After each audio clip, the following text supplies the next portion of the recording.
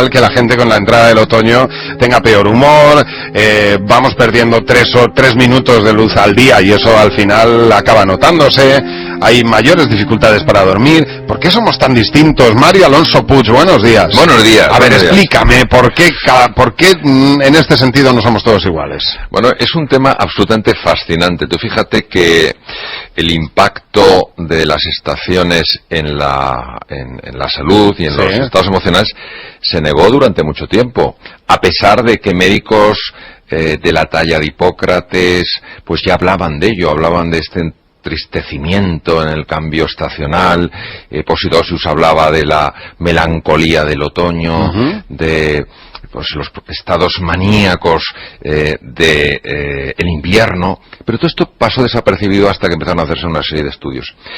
Verán, nosotros tenemos en el cerebro una zona muy interesante, muy pequeñita, que se llama el núcleo supraquiasmático, un reloj biológico, que está constantemente estudiando las horas solares y adaptando nuestro organismo a esas horas solares. Y hay dos tipos de hormonas, dos tipos de neurotransmisores que se llaman la serotonina y la melatonina, que afectan enormemente a este estado de ánimo. ¿Qué ocurre? Que cuando el número de horas de sol baja, la producción de serotonina también baja. De ahí viene esa especie de tristeza, esa especie de decaimiento, pues la serotonina es una hormona importantísima a la hora de sentirte tranquilo, ilusionado. Y sube la dopamina. Cuando sube la dopamina, porque hay más horas de oscuridad, baja la temperatura. La bajada de la temperatura afecta muchísimo al estado de ánimo. ¿Qué ocurre? Que la bajada de la temperatura que tiene que ocurrir por la noche es importante en los procesos de recuperación del cuerpo. De hecho, la melatonina es una hormona muy agresiva contra los tumores y muy potenciadora del sistema inmunológico. Pero fíjate qué cosa tan curiosa, como la subida de una hormona que de alguna manera es natural, también afecta al estado de ánimo de una persona. Oye, te voy a hacer, luego profundizamos un poco en esto. ¿Vale de algo? Voy a hacer un comentario aparte. ¿Vale de algo esas cápsulas de melatonina que están...? Le voy a preguntar yo, ¿y si no se puede uno aplicar serotonina? Eso no se vende, ¿no? No, la serotonina no, pero la melatonina sí que están vendiéndose ahora en cápsulas para dormir. Yo no sé si esto se puede... Pues fíjate, respecto de la serotonina, cuando hay situaciones de esto que se llama el TAE, el trastorno afectivo estacional, cuando es muy intenso y la persona realmente lo está pasando muy mal y por supuesto que tiene que pedir atención especializada, pues se utilizan a veces antidepresivos que lo que hacen es subir los niveles de serotonina en el cerebro. Respecto a la utilización de la melatonina, pues, por ejemplo, en Estados Unidos está autorizada una dosis mayor, en Europa, en los países comunitarios, una dosis menor. Sí se sabe que la melatonina es un buen inductor del sueño. Personas, por ejemplo, que tienen pues desarreglos en lo que se llama los ritmos circadianos, estos ritmos que suben y bajan de determinados niveles hormonales, la melatonina, al actuar precisamente sobre ese pequeño núcleo, el núcleo supraquiasmático, puede rectificar el insomnio. Y por eso, tomar melatonina para personas que tienen insomnio, pues puede ser una buena ayuda. O sea que sí que puede venir bien en un momento dado. Sí. Sobre todo para las personas que, como dices tú, pues a lo mejor van cambiando de horario. Están un mes de noche, otro mes de mañana. Temas de turnos, etcétera. Lo que también es muy importante, Javi, es tener en cuenta que el ser humano tiene muchas dimensiones. No solo es una dimensión física, tiene también una dimensión psicológica, social, emocional, espiritual. Y hay que tirar de todas estas dimensiones para estar bien. Por ejemplo, es curioso que una persona que hace ejercicio físico sube los niveles de serotonina. También hay que aprovechar cuando veamos que hay un poquito de luz, porque esa luz lo que hace es subir los niveles de serotonina y bajar los niveles de la melatonina, con lo cual el estado de ánimo también mejora. La vitamina D3, por ejemplo, parece, aunque hay estudios controvertidos, que también puede tener un efecto beneficioso. ¿Qué ocurre? Que la vitamina D3 se forma menos porque se forma por los rayos solares, con lo cual cuando nos tapamos en invierno, cuando nos ponemos menos, pues se forma menos vitamina D. También el hablar con los demás, el tener un momento difícil. Y sobre todo, yo creo que el mensaje que podemos transmitir desde aquí es que cuando una persona se sienta así, que está pues decaída, con poca energía, con somnolencia, que no crea que ella es una persona distinta al resto, peor que al resto, que es deficiente, que tiene algún tipo de cosa que la convierte en un ser inferior. No es así. No, es que hay personas que al no poder comprender lo que les pasa creen que ellos internamente están mal. Esto es una cosa que nos afecta a todos y que todos de alguna manera lo llevamos, lo vamos superando. Sobre todo, el elemento clave es que si a una persona le ocurre esto, que no se aísle. Oye, que lo comparta, que hable, que busque ayuda. Estoy de acuerdo en que nos pasa a todos, pero en distinta medida. A mí la primavera me sienta fatal y el otoño fenomenal. Eso que dices es uno de los temas más fascinantes y más paradójicos. Hay personas que les afecta mucho más la primavera y el verano que el otoño y el invierno, y no se comprende por qué. ¿Ah? No se comprende porque también se ha visto en algunos estudios extrayendo sangre venosa, se ha visto que en algunas personas, por ejemplo, en época veraniega, en época de primavera, que las horas de luz son mayores, se ha visto que los niveles de melatonina, que tenían que ser muy bajos porque la melatonina, la producción se inhibe por la luz solar, eran más altos de lo normal. Esto podría explicar situaciones como la que tú comentas, personas que a lo mejor lo notan más en la primavera y en el verano. Ya, pues a lo mejor será que uno venimos de la caverna y otro de la estepa. No sé, de la caverna venimos todos, Javi. Pero bueno. De la caverna venimos todos. Y algunos siguen en ella. Oye, ¿y la caverna tiene que ser adulto? El que sale de la caverna, ¿a los niños les afecta esto? Sí, afecta a todos. La producción de melatonina en los niños es enorme. De hecho, a partir de los 70 años, la producción de melatonina es el 10% de la que teníamos cuando éramos niños. Porque hay que tener en cuenta que la melatonina, los niños, si os dais cuenta, necesitan dormir mucho. ¿Sí? La melatonina es uno de los mejores antioxidantes que se conocen. Ajá. Los radicales libres son los que nos hacen envejecer. Los radicales libres lesionan las células.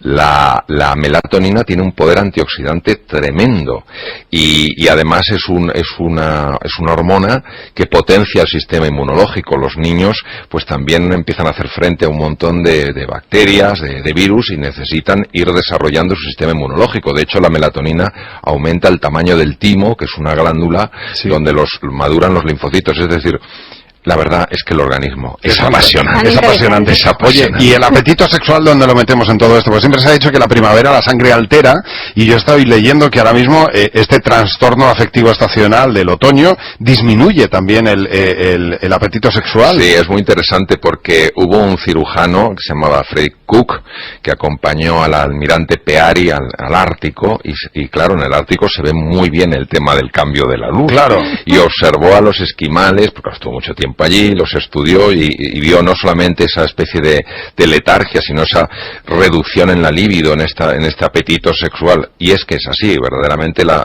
subida de los niveles de melatonina produce también una caída en este... Testosterona, me imagino. Sí, produce... Son circuitos excepcionalmente complejos, donde todo está conectado con todo, pero sí afecta directamente al apetito sexual. ¿A ti te sienta bien el otoño o eres más de primavera? ¿Sabes lo que pasa?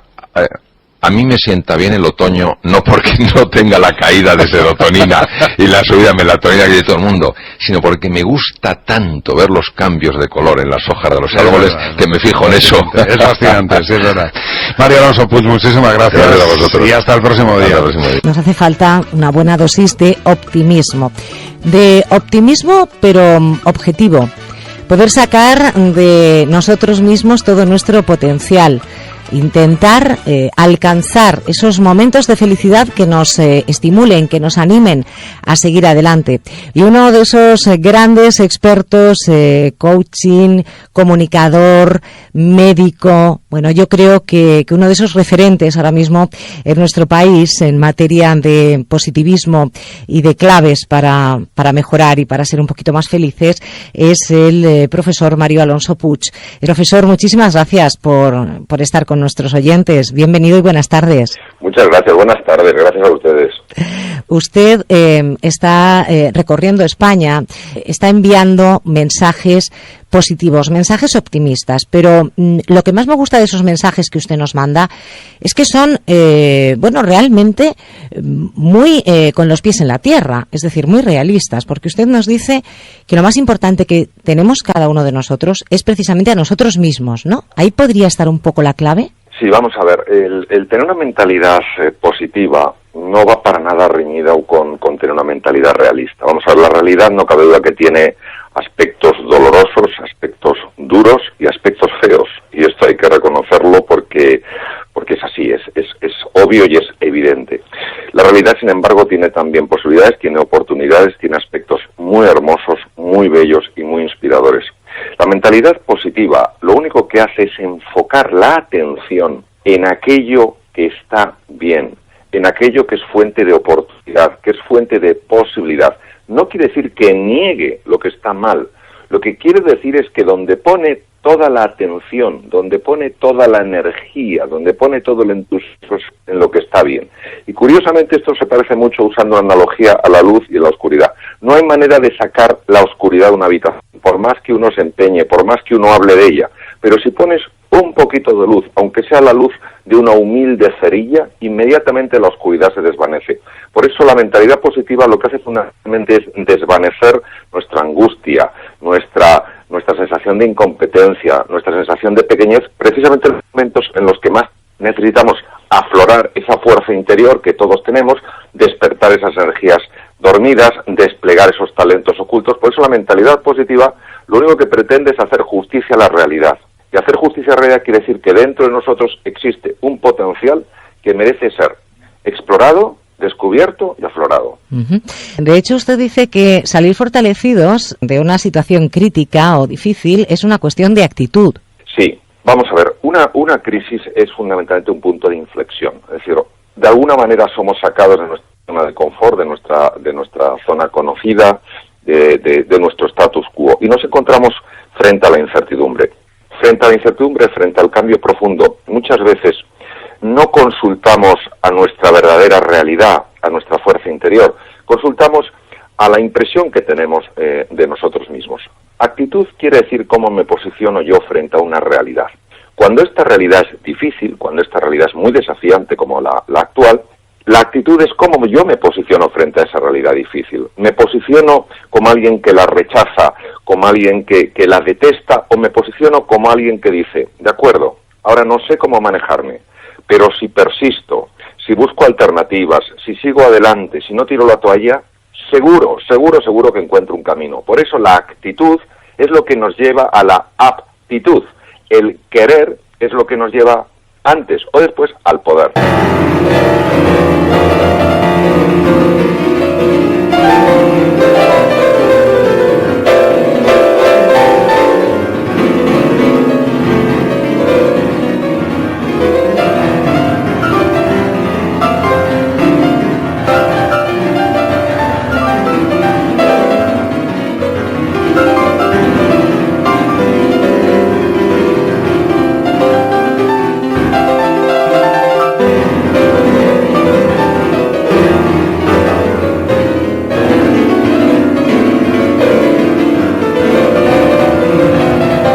También ha comentado usted en alguna ocasión, y lo refleja así en sus libros, que a veces buscamos excusas para no reflexionar. ¿Qué quiere decir con esto? Esta es una pregunta importantísima. Vamos a ver. Nosotros tenemos dos tipos, digamos, voy a decirlo de una manera lo más sencilla posible, dos tipos de actividad mental. Tenemos una actividad mental superficial, que es el pensamiento habitual. Es un pensamiento automático. Pensamos las mismas cosas, decimos las mismas cosas, sentimos las mismas cosas, experimentamos las mismas cosas. No puede haber transformación interior mientras que pensemos las mismas cosas, sintamos las mismas cosas, hagamos las mismas cosas y experimentemos las mismas cosas. La reflexión es la utilización de la capacidad cumbre de la inteligencia.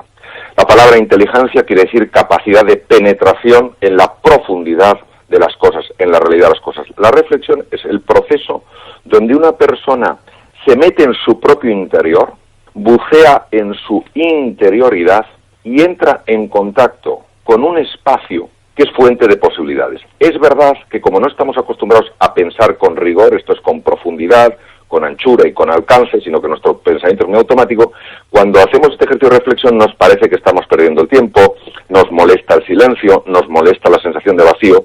Yo animo muchísimo a las personas a que dediquen 5 o 10 minutos a entrenarse cada día en esto, en buscar un espacio de silencio, un lugar donde no sean molestados, y penetrar en su interior, hacerse preguntas, buscar dentro Es espectacular, lo digo literalmente, espectacular lo que encontramos dentro de nosotros si somos capaces de persistir en este proceso de búsqueda interior. ¿Qué pasa? Que hay que soportar el silencio, hay que soportar el vacío y la sensación de que perdemos el tiempo porque da la sensación de que no estamos haciendo nada. Bueno, es como el leñador que no afila su hacha. Si no afilas tu hacha a través de la reflexión, es muy difícil que pueda...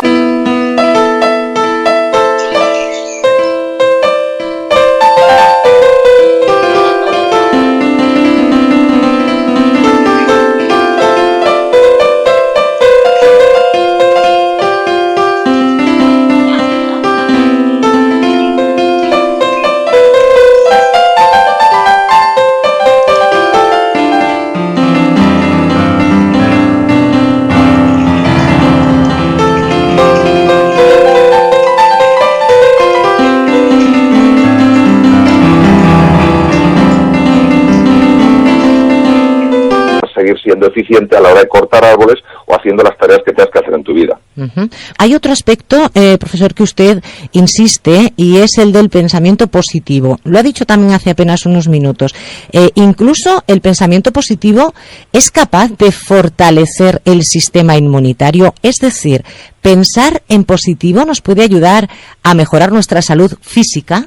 Sí, y además voy a ir muy directo a lo que nos dice la ciencia en este sentido. Vamos a ver. La parte más anterior de nuestro cerebro, la que está justo detrás de la frente y encima de las órbitas, esa es lo que se llama el área prefrontal. El área prefrontal izquierda, es decir, ese área localizada en el hemisferio izquierdo, tenemos dos hemisferios, izquierdo y derecho, como si fuera una nuez, dos partes. Esa parte, el área prefrontal del hemisferio izquierdo, es la base de las emociones positivas. Se sabe que cuando se sonríe, cuando se intenta encontrar el lado positivo de las cosas, cuando se es generoso, cuando se es compasivo, cuando se vive con ilusión, se sabe, porque se ha podido observar utilizando técnicas de neuroimagen muy sofisticadas, se sabe que este área aumenta de tamaño, es decir, las conexiones se hacen más ricas, hay una mayor neuroplasticidad y toda esta zona, toda este área dedicada a las emociones positivas en el lóbulo prefrontal, digamos que se expande, para entendernos. Bien, la expansión de la zona prefrontal izquierda, la parte dedicada a las emociones positivas, tiene de entrada dos efectos que se han documentado muy bien y en distintos estudios magníficamente llevados a cabo. La primera es una reducción del miedo. Cuando se fortalece esta zona, hay un fascículo que se llama el fascículo uncinado, que conecta la zona prefrontal con los núcleos amigdalinos del cerebro, que es donde se genera el miedo, y ejercen una actividad inhibitoria, es decir, reducen la actividad de la amígdala, es decir, reducen nuestro miedo. Esto es fundamental cuando hacemos frente a la incertidumbre, cuando hacemos frente a la ambigüedad y al cambio. Es decir,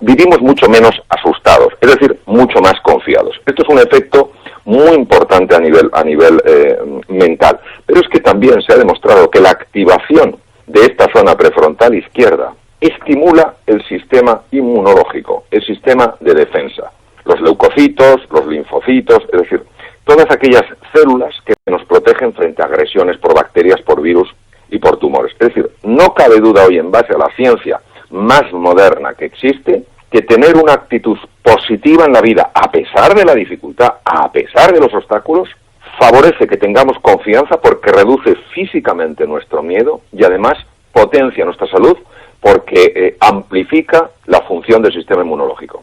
Me queda una última pregunta. Hemos hablado de reflexión, hemos hablado de pensamiento positivo y de cómo esto puede cambiar nuestro entorno, incluso pues hacer que nuestra incertidumbre y nuestro miedo se vaya desvaneciendo. Usted habla mucho de sonreír y de sonreír a nosotros mismos y a los demás como una clave para una comunicación positiva. Pero cuando una persona está triste y realmente no le nace esa sonrisa, ¿qué se puede hacer? ¿Cuál sería su consejo para esas personas que ahora mismo nos escuchan y dicen, si es que yo era una persona alegre, pero desde hace un tiempo no sé qué me pasa, me han superado los problemas o la situación en la que me encuentro, yo quisiera sonreír, pero no sé cómo hacerlo? Entiendo perfectamente a las personas que digan esto, porque tiene todo el sentido del mundo. No es fácil sonreír cuando las cosas no están saliendo bien. No es fácil sonreír cuando uno está teniendo dificultades, se están encontrando con grandes obstáculos. Lo que les diría es lo siguiente: hagan lo que puedan con lo que les quede.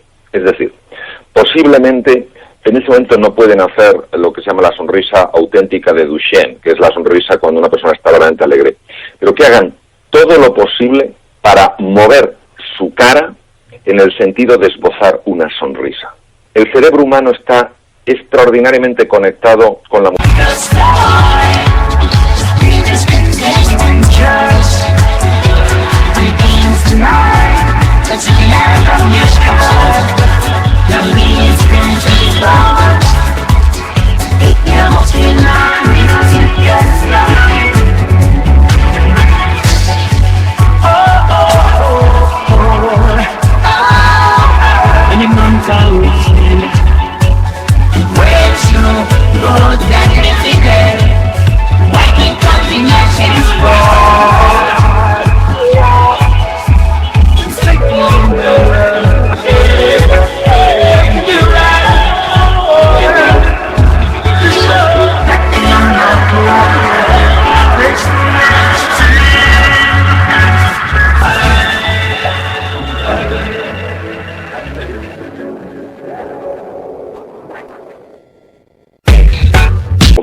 Facial, con la musculatura de la cara.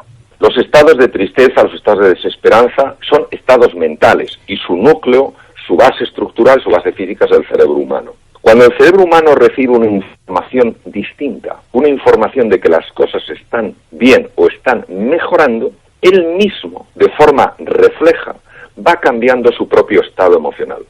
Se sabe, se ha documentado, se ha visto, lo hemos experimentado, que cuando una persona, a pesar de la dificultad, no pierde la esperanza y dice, algo bueno tiene que salir de aquí, y hace lo que puede para sonreír en la medida de lo que en ese momento siente que es capaz, se dará cuenta de que poco a poco cada vez va moviendo su musculatura facial de una forma más natural, y también notará cómo su estado de ánimo mejora.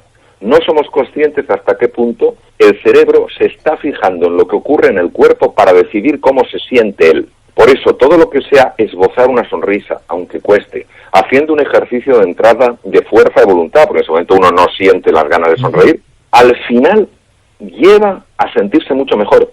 Y además, profesor, convendrá conmigo que cuando nosotros le sonreímos a alguien, incluso a alguien a quien no conocemos, en el 99,9% de los casos esa persona nos devuelve una sonrisa, y eso es un gran tesoro.